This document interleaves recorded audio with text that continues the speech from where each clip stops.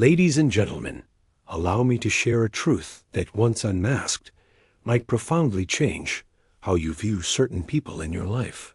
There's a darkness lurking beneath the polished smiles of those who genuinely believe the world revolves around them. This isn't just simple arrogance, a bit of an inflated ego, or even just high self-esteem. No, this is something far more insidious. It's a pathology, a deep-rooted psychological predator cloaked in charm and charisma. And if you don't recognize the very specific, often subtle signs, you won't just lose your time and energy. You'll risk losing yourself entirely. These individuals, the narcissists, don't merely believe they're superior. They assume it as if it's an immutable fact of nature, as fundamental as gravity or the rising sun. A narcissist walks through the world with an unshakable conviction that they are exceptional above critique, above the rules that apply to mere mortals, and certainly above you. It's an unnerving certainty, a complete lack of doubt in their own elevated status. But here's the critical insight. This conviction, this meticulously crafted mask of dominance, isn't the product of genuine self-worth or an honest assessment of their abilities. Far from it. It's a brittle construct, a desperate psychological fortress. Think of it as a towering, imposing castle built on quicksand, designed solely to guard a terrified, frightened child hiding inside. This isn't a metaphor to evoke pity, but to explain the sheer desperation that fuels their behavior. This child was likely once humiliated, dismissed, or wounded in profound ways they never fully processed or healed from. So instead of confronting that unbearable pain, that profound sense of inadequacy, they crafted a brand new identity, invulnerable, grandiose, untouchable. They must be the best, the most admired, the most powerful, because the alternative feeling that original, unbearable pain is simply unimaginable to them. This superiority complex is not benign. It's not simply confidence taken a bit too far. It's dangerous because it fundamentally distorts reality, both for them and for anyone unfortunate enough to be in their orbit. Behavior 1. The illusion of superiority when a narcissist walks into a room. They don't see equals. They truly can't. What they see are potential tools to be used for their benefit, threats to their carefully constructed image, or mirrors reflecting their supposed greatness back to them. You are useful to the extent that you reflect their glory, or you are entirely disposable. It's that simple and that chilling. You are never seen for who you truly are, your unique qualities, your independent thoughts, your own aspirations.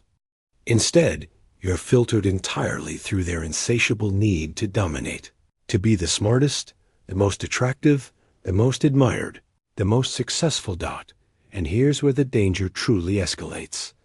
If your mere presence, your competence, your quiet confidence, or even just your calm self-assurance challenges their fabricated narrative in any way, they will instantly perceive you not as a person, but as a threat to their constructed identity. And threats, in their distorted world, must be neutralized. This isn't a choice. It's a primal, desperate reaction. This is precisely where the chilling part of dealing with a narcissist begins. Because when their fragile illusion of superiority is even slightly threatened, they do not retreat into self-reflection. There's no humility, no self-doubt, no introspection. Instead, they attack. These attacks can manifest in myriad ways, sometimes with subtle, cutting sarcasm designed to undermine your confidence, sometimes with outright humiliation, publicly shaming or belittling you, and sometimes with carefully orchestrated, insidious campaigns to destroy your reputation behind your back, all while maintaining their charming, innocent facade to everyone else. They must win, not out of inherent malice perhaps, but because losing, even in the smallest perceived slight, would cause their entire meticulously built self-image to collapse. And make no mistake, this relentless pursuit of superiority is not driven by true inner strength. It's driven by a profound, paralyzing fear.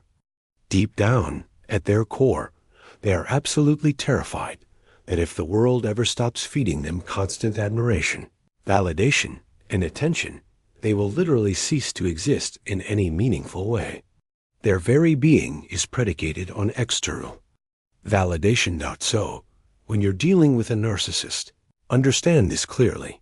You are not engaging with someone who merely sees themselves as gifted or confident. You are dealing with someone who has built their entire identity on a lie they must defend at all costs with every fiber of their being.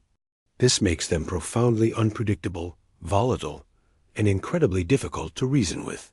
Why? Because facts don't matter. Reality doesn't matter.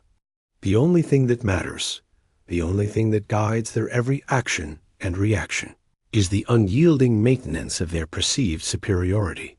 They will twist the truth, deny the obvious, right to your face, and shamelessly rewrite history. This isn't because they're delusional in the clinical sense, but because the very survival of their fragile ego depends on these distortions. This isn't self-love. It's a profound, crippling self-obsession forged in shame. And it leaves a trail of utter destruction in its wake, in families, in friendships, in romantic relationships, and in professional environments. Because no one can truly breathe, no one can truly thrive in the suffocating shadow of someone who utterly refuses to acknowledge that others exist beyond their role as an audience, as instruments or as threats. Behavior 2. The art of manipulative. Mirroring a narcissist doesn't truly connect with others. They mimic. This is one of their most disarming and dangerous behaviors. When you first encounter them, perhaps in a new relationship, a blossoming friendship, or even a professional mentorship, it can feel truly uncanny, almost magical, how deeply understood you seem to be. They appear to echo your deepest passions, your unspoken pains, your core values. They'll finish your sentences, seemingly knowing your thoughts. They'll claim to share the exact same favorite books, the same past traumas, the same grand dreams for the future. It can feel like fate, like you finally met someone who genuinely gets you, who sees your soul. But what you're actually experiencing isn't a soul-level bond. It's a meticulously calculated performance. Narcissists don't build relationships by revealing who they are, because that truth is terrifyingly hollow and fragile to them. Instead, they construct a version of you and wear it like a mask. They do this because they instinctively know that to control someone you must first disarm them, lower their guard, and the most effective, most insidious weapon in their arsenal. For this is imitation. This weaponized mirroring isn't just about flattery, though it feels incredibly flattering at first. It is, at its core, psychological warfare dressed up as romance, friendship, or mentorship. They study you with an intense focus, not out of genuine curiosity or affection, but out of strategy. They're analyzing. What makes you light up? What are your deepest wounds, your hidden insecurities? What do you desperately crave? They collect this deeply personal information, like an arsenal, quietly cataloging your vulnerabilities. And in the beginning, they will skillfully use this information to lift you up, to make you feel incredibly special. You'll feel seen, genuinely appreciated, profoundly elevated in their presence. But once your trust is fully secured, once your emotional defenses are completely down, the game changes drastically. What they once effusively praised, they will begin to subtly or not so subtly criticize. What they once shared so intimately, they now coldly withhold. And the very traits that initially drew them to you, the unique qualities they seemed to adore, suddenly become the primary targets for manipulation and ridicule. Their empathy is not real empathy. It's imitation empathy and emotional sleight of hand. They don't genuinely feel your emotions. They observe them, deduce the appropriate human response, and then replicate it. It's the same way a highly skilled actor learns to play a role perfectly, but there's no genuine emotional connection or resonance underneath. It's purely a transaction. They give you just enough of what you crave: attention, understanding, validation to keep you hooked, to keep you invested, while quietly pulling all the strings behind the scenes, if you ever dare to challenge their behavior, or if you step outside the very specific role they've assigned you in their script, the charming facade instantly drops. What was once admiration turns into cold, calculating indifference, or even outright contempt and rage. The danger of this kind of manipulation is that it doesn't just confuse your perception of them. Much more devastatingly, it distorts your perception of yourself. You begin to question your own instincts. You second-guess your own feelings, your own sanity. Because how could someone who knew you so well, who understood you so deeply, suddenly become so cruel, so indifferent, so utterly unrecognizable?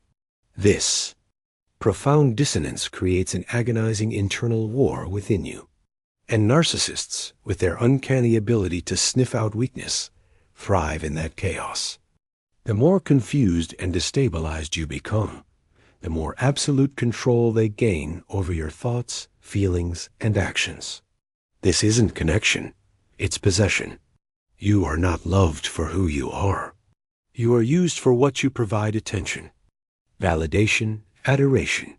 You become nothing more than a projection screen for their grandiose fantasy of themselves. And the moment you stop playing along, the moment you cease,